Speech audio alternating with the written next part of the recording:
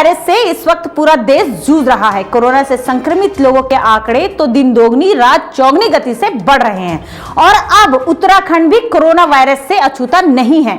यहां भी वायरस ने तेजी पकड़ ली है। तो वहीं उत्तराखंड की सरकार दावा कर रही है कि यहां पर स्थिति सही है, सभी प्रवासियों का टेस्ट किया जा रहा है। लेकिन क्या जो टेस्ट उत्तराखंड में हो रहे हैं वो सही है या नहीं, आज हम आपको बताएंगे। उत्तराखंड में एक जिला है पिथौरागढ़, जहां कई राज्यों से प्रवासी पहुंचे हैं, जिनका टेस्ट किया जा रहा है पहुंचने के बाद, और उसके बाद सभी को क्वारंटीन किया जा रहा है। लेकिन इन सब के बीच बीते दिनों इस जिले से एक बड़ी बुरी खबर आई। खबर थी, एक व्यक्ति ने इलाज के दौरान दम तोड़ दिया और वजह बताई गई कि वो व्यक्ति कोरोना पॉजिटिव था।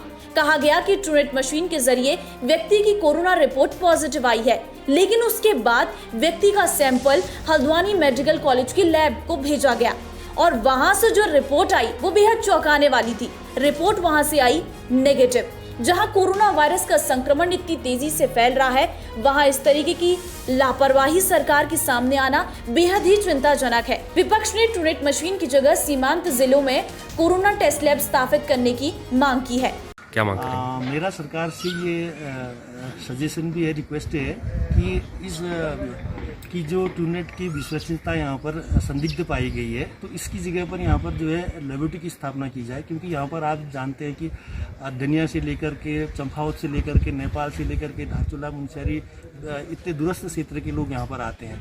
तो जब इसकी विश्वसनीयता पर ही संदेह हो गया है तो लोगों के मन में एक शंका का उत्पन्न होना निश्चित है। तो इसलिए सरकार से हमारा पुनर्निवेदन है कि यहाँ पर जो है लेबोरेटरी स्थापित की जाए। विपक्ष के सवालों पर जिलाधिकारी ने साफ किया है कि ट्रूनेट मशीन के जरिए कोरोना के अलावा अन्य इन्फेक्शन की भी स्कैनिंग होती है, जिस कारण सेकेंडरी कंफर्मेशन के लिए सैंपल हायर पैथोलॉजी लैब भेजे जाते हैं, जिसके बाद ही तय होता है कि व्यक्ति कोरोना पॉजिटिव है या नहीं।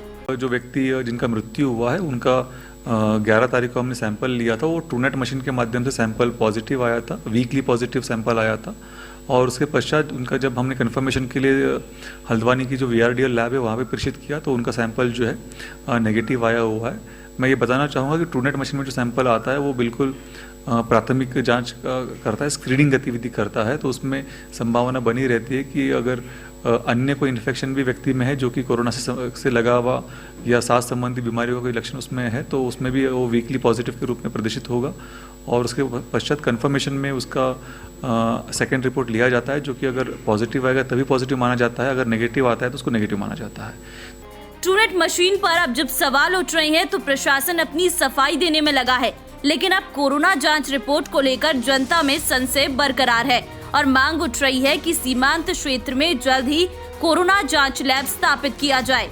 लेकिन क्या प्रशासन ऐसा करेगा जिससे लोगों को सरकार की कार्यप्रणाली पर विश्वास कायम रह सके, या फिर एक इंसान की जिंदगी की अब कोई कीमत ही नहीं रही है?